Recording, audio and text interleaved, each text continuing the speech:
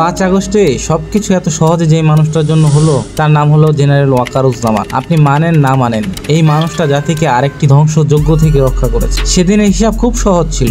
4টি রাস্তা খোলা ছিল ওনার কাছে। 1 নম্বর রাস্তা ছিল হাসিনার কথায় সম্মত হয়ে আরো রক্তপাত করা।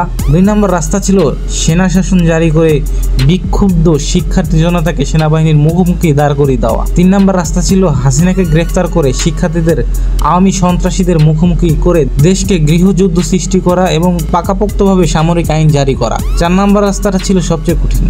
শেখ হাসিনাকে দেশ থেকে বাধ্য করে আওয়ামী সন্ত্রাসীদের মনোবল ভেঙে দিয়ে দেশে শান্তি বজায় রাখা, এবং তিনি চতুর্থ রাস্তাটাই বেছে নিলেন এবং ফলাফল আপনাদের চোখের সামনে।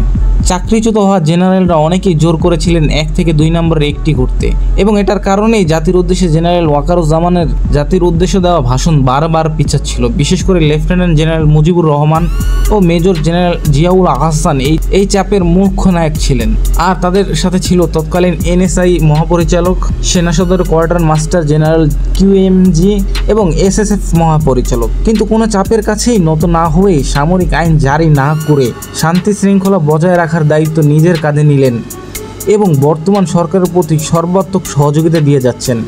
যাই হোক, সদ্য জেনারেল হওয়া ওয়াকারুজ্জামানের জন্য এই সিদ্ধান্ত মোটেও সহজ ছিল না। 1 মাসের একটু বেশি কিছুদিন হয় উনি সেনাপ্রধান হন।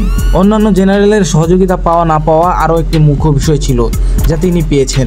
অন্যদিকে জুনিয়র অফিসাররাও সেনাপ্রধানের নিকট নিজের ইচ্ছা পোষণ করেন এবং জোর দাবি করেন এইসব রক্তপাত বন্ধের উদ্যোগ নিতে। কিন্তু সে সময় রক্তপিপাসু স্বৈরাচারী শেখ হাসিনা এখনও ক্ষমতায়। মোট কথায় এই বিষয়গুলো জেনারেল ওয়াকারুজ্জামানের জন্য মোটেও সহজ ছিল না। আল্লাহ তার ধারায় এই কাজ করিয়ে নিয়েছেন, এজন্য আমরা তাকে ধন্যবাদ জানাই। তিনিও এই বিপ্লবের অন্যতম মহানায়ক। একবার কল্পনা করেন, জেনারেল ওয়াকারুজ্জামানের জায়গায় যদি জেনারেল আজিজ থাকতো তাহলে জিনিসগুলো কি হতে পারতো অনেক নৃশংসতা। আমরা নাও পেতে পারতাম স্বাধীনতা। তাই আসুন দেশকে ভালোবাসি, দেশের মানুষকে ভালোবাসি, দুর্নীতিমুক্ত দেশ গড়ি। সোনার বাংলা তখনই হবে যখন ঘরে ঘরে সোনার সন্তান তৈরি হবে।